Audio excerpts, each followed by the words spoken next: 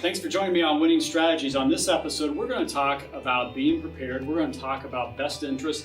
We're also going to talk about helping your clients win the race of retirement. So if you like what you hear, follow me on Winning Strategies.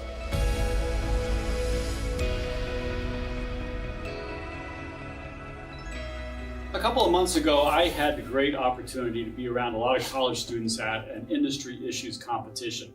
I was absolutely blown away by the amount of use of technology. My generation probably doesn't use technology as well as it should.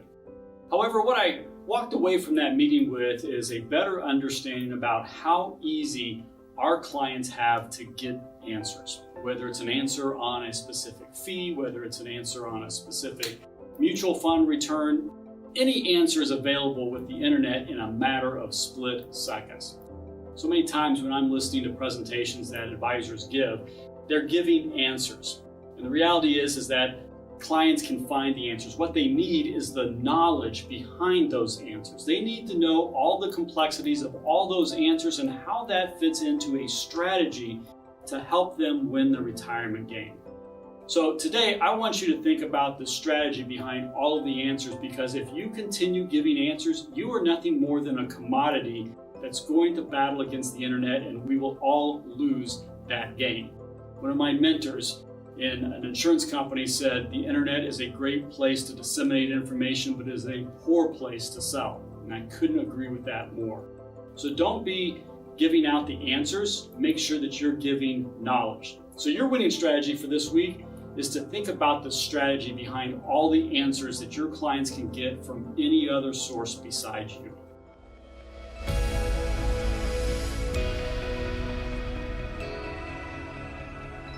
I've always said that retirement is the most complex question that your clients come to you to get answered in the entire financial planning spectrum. It's very difficult to answer. There's a lot of uncertainties, longevity, a lot of kids involved, a lot of life expectancies, a lot of returns that can be different. We just don't know. As a student basketball manager at Indiana, I learned that Coach Knight was really prepared. A lot of people said that Coach Knight was a genius. If you gave him a week to prepare, that he could beat anybody. And that was generally true, but I'm not sure that he was a genius. I think he just knew his business better than anybody else.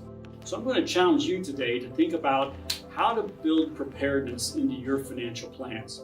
When you think about how we prepared for a national championship game, we took statistics of every practice. We filmed every practice. We broke down every statistic into different zone defenses, man-to-man defenses, and different offensive sets. So coach could have an array of information about how we performed against different defenses. That way, when someone threw a really strange defense at us, we knew how to react, not just because of gut reaction, but because we had seen it and we had the stats to back that decision. Therefore, I'm not so sure how much of him being a genius came into play as much as him being completely prepared. We need to do the same thing in our financial planning practices and with each and every client. We need to have them prepared for all the different things that happen in life, whether that's a long-term care event, living too long, market corrections, or long sustainable growth of the U.S. economy. We have to be prepared for all contingencies. So my challenge today, your winning strategy, is to think about all the metrics that go into each client and also your business. Understand your business better than anyone else and understand your clients better than anyone else, and you will win the game.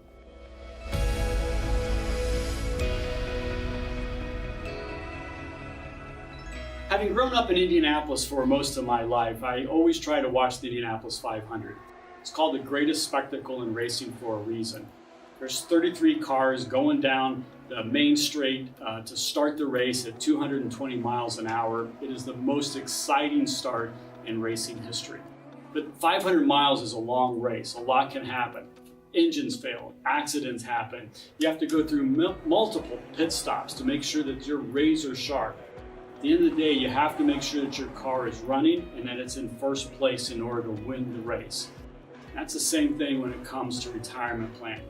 There's a lot of different things that can happen in the race in retirement. You have to be able to plan for different events that you don't see, some wrecks in front of you, changes in momentum, yellow lights in the last 10 minutes of the race, so that you pack up everybody into one last dash. A lot of different things can happen and you have to be prepared. But for the 4-time winners, they have one important criteria. You have to be running at the end of the race in order to win the race. Therefore, I would encourage you to think about making sure that your clients are running in retirement. And you can only guarantee that by having a certain amount of guaranteed income inside of their portfolio. At the end of the day, if a portfolio fails, that is catastrophic. However, if you have a portfolio that contains guaranteed income, that is not catastrophic for your client. They can continue to run and they can continue to win their own race towards retirement. So your winning strategy today is to make sure that your clients have enough gas in their retirement assets to make sure that they are running towards the end of the race.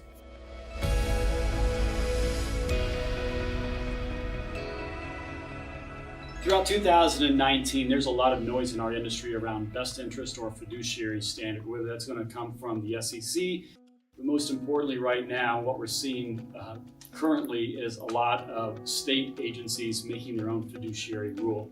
That's problematic for every financial planner that does business in multiple states because you're going to have a different standard for each state that you may do business in potentially, and that makes for a really convoluted way to do business. But what I want us to really think about is being an advocate across all industries. And we really need to be an advocate for best interest standards. It's really important. However, we also need to make sure that we hold our ground. There's a couple situations that come up personally that really frustrates me that I think echoes what best interest should really be. When I was out on a cruise, I had to stay connected to the office. The cost of daily internet was about $16 per day. That equates to an annual cost of $5,840. When I probably spend about $600 a year here in Fort Wayne, Indiana. Now, I would argue that that is not in my best interest and that there's higher price and higher fees associated with that than the normal course of business. Yet we're being challenged like that in the financial services industry, and we're not being loud enough to fight that. Likewise, I'm building out a new home here in Fort Wayne, Indiana. We closed on the property back in November. However, due to delays with other construction and having only a single crew, the builder has not been able to begin building out my unit until the first week in April. Now, for me, I've paid interest on a loan for about 5 to 6 months with no ability to have that home for my use. That is not in my best interest. It was in the best interest of the builder to get his capital, and it was in the best interest of the realtor to get their commission. I don't understand why Congress and other people do not have the same urgency with other consumer groups. So your winning strategy today is to let's fight for best interest and a workable plan for the financial industry, but let's hold everybody else accountable just like Congress is holding us accountable. Hope you enjoyed this episode. For more information, make sure that you follow along with Winning Strategies.